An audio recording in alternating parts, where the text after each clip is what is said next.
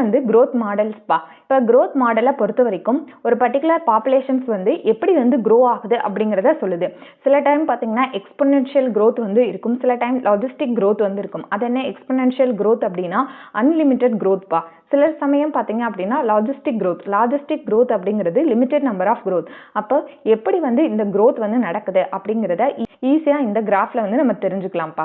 இப்போ first exponential growth அப்படின்னா என்ன?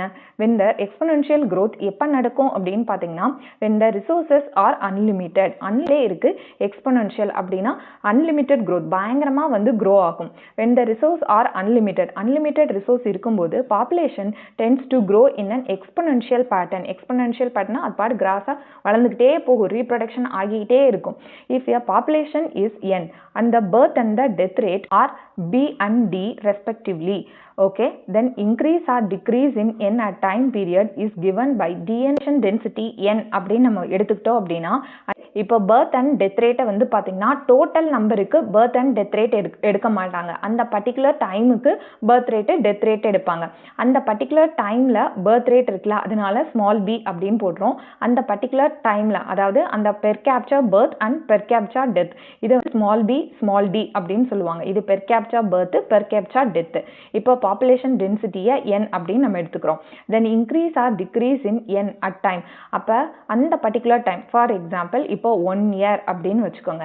1 yearல பாப்புலேஷன் டென்சிட்டி வந்து நம்ம கால்குலேட் பண்ணுறோம். அதுதான் T as a particular time period. டைமில் பாப்புலேஷன் டென்சிட்டியை எப்படி கால்குலேட் பண்ணுவாங்க அப்படின்னு பார்த்தீங்கன்னா dn by dt is equal to b minus d multiplication n. n அப்படிங்கிறது பாப்புலேஷன் டென்சிட்டிப்பா. இந்த ஃபார்முலாவில் நம்ம அப்ளை பண்ணோம்னா அந்த பர்டிகுலர் டைமில் பாப்புலேஷன்ஸ் growth வந்து எப்படி இருக்குது அப்படிங்கிறத நம்ம தெரிஞ்சுக்கலாம்.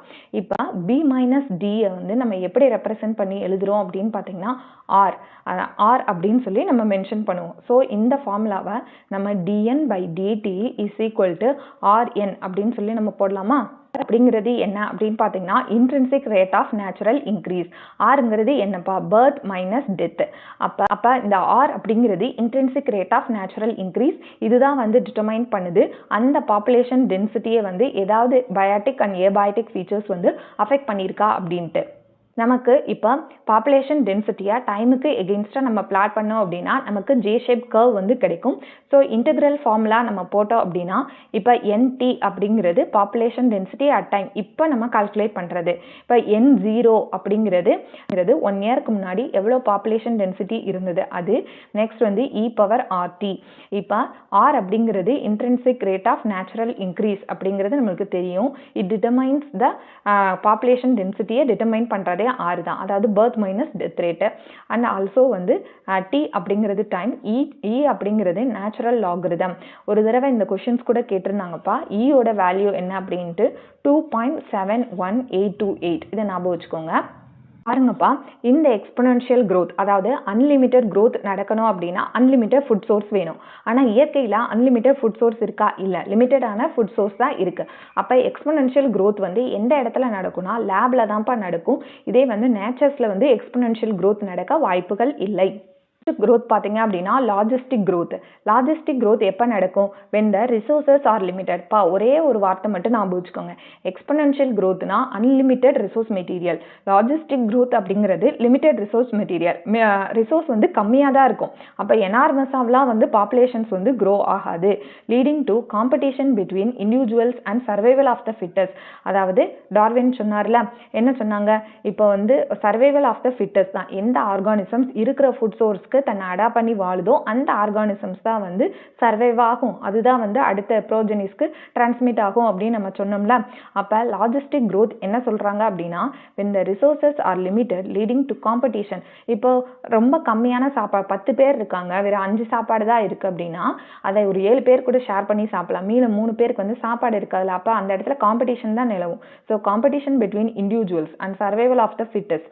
த population tends to grow in a logistic manner.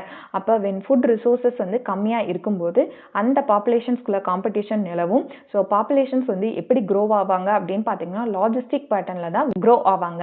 அப்போ in this kind of growth there is an initial lag phase. அப்போ லாஜிஸ்டிக் growth அதாவது நம்மளுக்கு ஃபுட் சோர்ஸ் வந்து கம்மியாக இருக்கும்போது என்ன ஆகும்? இனிஷியலாக பார்த்தீங்க அப்படின்னா there is an initial lag phase. முதல்ல வந்து lag phase, அதாவது பாப்புலேஷன் வந்து ரொம்ப ரொம்ப வெரி வெரி ஸ்லோவில் வந்து க்ரோ ஆவாங்க, followed by acceleration or deceleration phase and finally asymptote followed by இந்த ஃபேஸ் இருக்குல்ல, இதுதான் வந்து ஆக்சலரேஷன் ஃபேஸ் அப்படின்னு சொல்லுவாங்க. அதாவது ரேப்பிடாக வந்து பாப்புலேஷன் டென்சிட்டி வந்து அதிகமாகும். அதுக்கடுத்து பார்த்தீங்கன்னா ஏசிம்டோட், அதாவது இது ஏசிம்டோட்னா ஒரே ஸ்டாட்டிக்காக ஒரே ரேஞ்சில் போயிட்டு இருக்கும். It reaches its carrying capacity. What is mean by carrying capacity? Carrying கெப்பாசிட்டினா இப்போ ஒரு குளத்துல வந்து 100 மீன் தான் வாழ முடியும், அதுக்கு மேலே வாழாதுல, அதுதான் கேரியிங் கெப்பாசிட்டி அப்படின்னு சொல்லுவாங்க. அதாவது ஏசிம்டோட் ஸ்டேஜ்னா ஒரே அந்த சீரான லெவல். இப்போ ஃபார் எக்ஸாம்பிள் ஒரு குளம் இருக்கு, ஓகே, அந்த குளத்துல லிமிடெட் ஃபுட் ரிசோர்ஸ் மெட்டீரியல் இருக்கு. இனிஷியலாக பார்த்தீங்க அப்படின்னா ஒரு 20 மீன் வந்தது. அடுத்து பார்த்தீங்கன்னா சடனாக வந்து ஒரு 80 மீன் வந்து வந்தது. அதுக்கப்புறமேட்டு மீன் க்ரோவே இல்லை, அதாவது அதுக்கப்புறம் மீனே வந்து க்ரோ ஆகலை. இதான் ஏசிம்டோட், அதாவது கேரியிங் கெப்பாசிட்டியை ரீச் பண்ணிடுச்சு. Okay, n in relation to t. இப்போ n பாப்புலேஷன் டென்சிட்டியை டைமுக்கு எகெயின்ஸ்டாக நம்ம பிளாட் பண்ணோம் அப்படின்னா இந்த இடத்துல நமக்கு என்ன ஷேப் ஆஃப் கர்வ் வந்து கிடைக்கும் அப்படின்னு பார்த்தீங்கன்னா S shaped curve, otherwise called sigmoid curve அப்படின்னு சொல்லுவாங்க. Okay, this type of population growth, அதாவது இந்த சிக்மாய்டு ஆர் எஸ் ஷேப்பில் இருக்கக்கூடிய இந்த பாப்புலேஷன் growth இருக்குல்ல, இதுக்கு பேர் என்ன சொல்லுவாங்கன்னா வேர்ல்ட்ஸ் பியர் லாஜிஸ்டிக் growth அப்படின்னு சொல்லுவாங்க. இதோட ஃபார்முலா பார்த்தீங்க அப்படின்னா dn/dt is equal to rn. r அப்படிங்கிறது intrinsic rate of natural increase, n அப்படிங்கிறது population density, k அப்படிங்கிறது carrying capacity minus n, அதாவது population density by carrying capacity. அது அப்படிங்கிறது population density at time, r அப்படிங்கிறது intrinsic rate of natural increase, k அப்படிங்கிறது carrying capacity.